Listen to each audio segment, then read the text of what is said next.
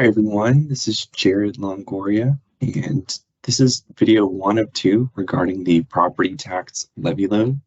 This first video will be conceptual, and the second video will be a more detailed look at the workbook, a levy load workbook, and supporting documentation.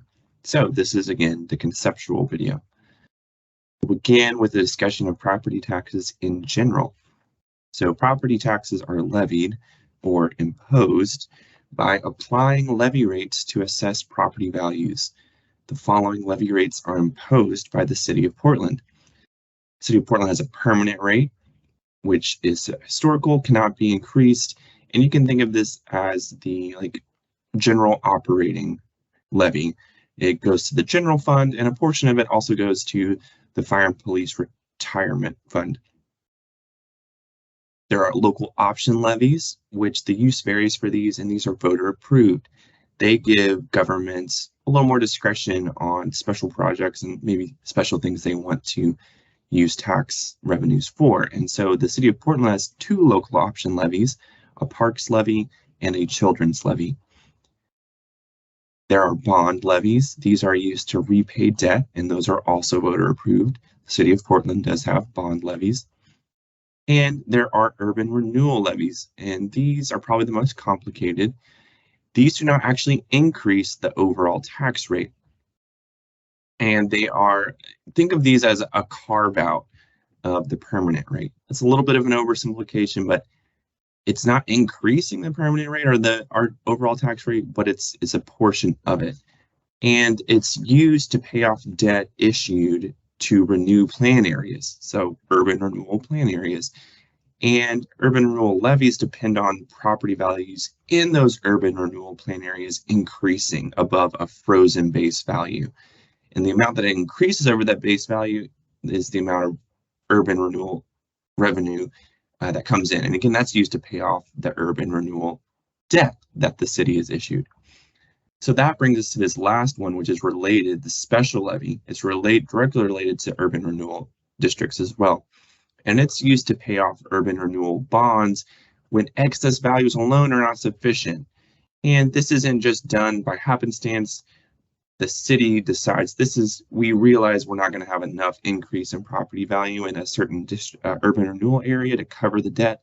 So we're also going to have a special levy that helps us pay off that debt. And the City of Portland has 9 active urban renewal districts right now, and thus we have 9 City of Portland debt service funds devoted to paying off this debt.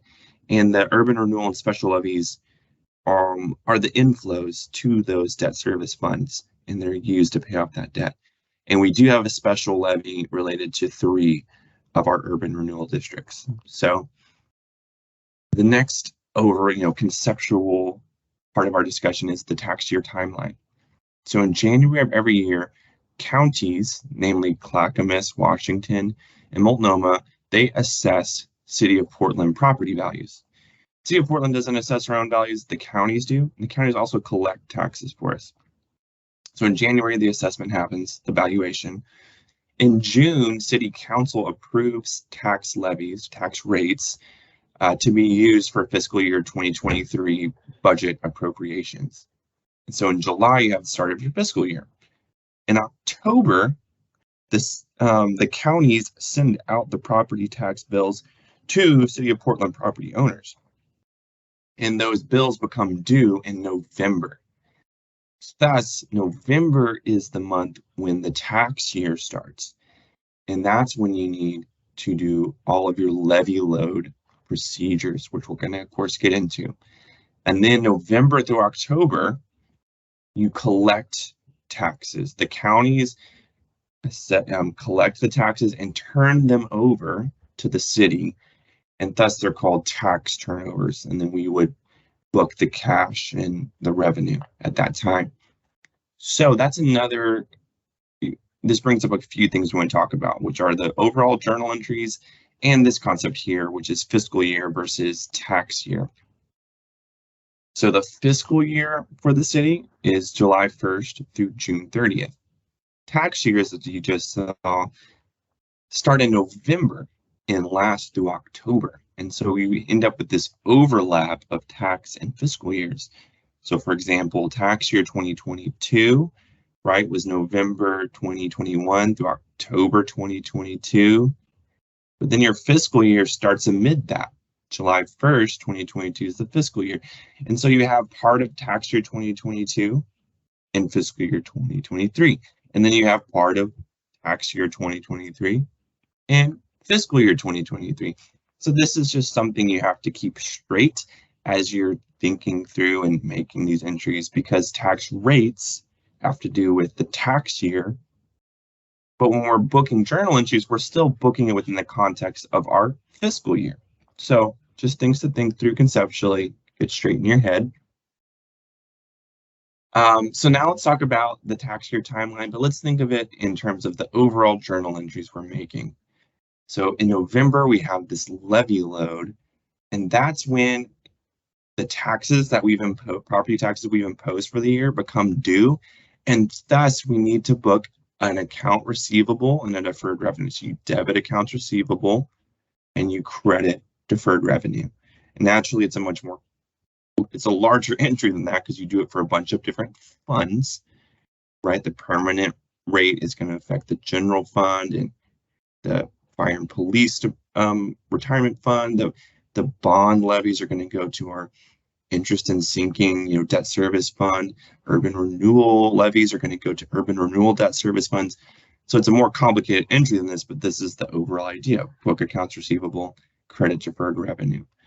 And so now throughout the year, having done this levy load, as we get tax turnovers from the counties, we're able to first book revenue equal to the cash receipt. So first you debit cash, you credit revenue. But number two, you decrease the receivable and deferred revenues that we booked at the beginning of the year. So you book at the beginning of the year, and throughout the year, you write the receivables and deferred revenues down. So debit deferred revenue, credit accounts receivable. The next entry in our tax year timeline is for year-end accruals. So as a general rule, only governmental funds impose taxes and therefore have tax revenues. And governmental funds function under the modified accrual accounting basis.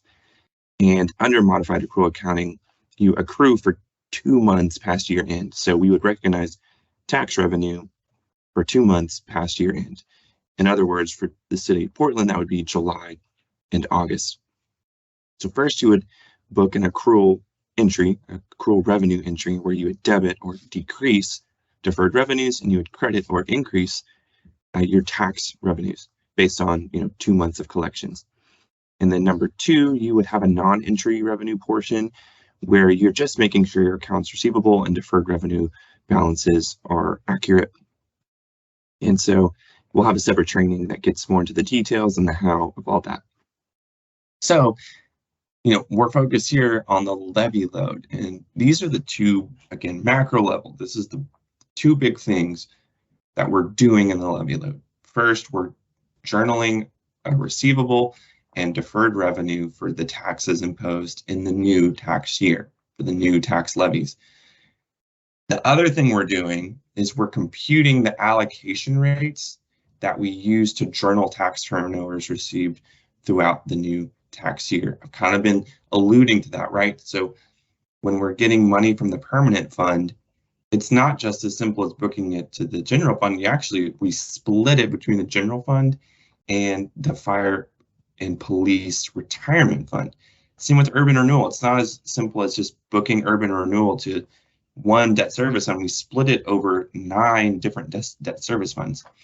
And so we have to compute these allocation rates in the levy load workbook. Got to do it at the beginning of the year based on the total imposed amounts so that we can make sense of the tax receipts, the tax turnovers when they come in.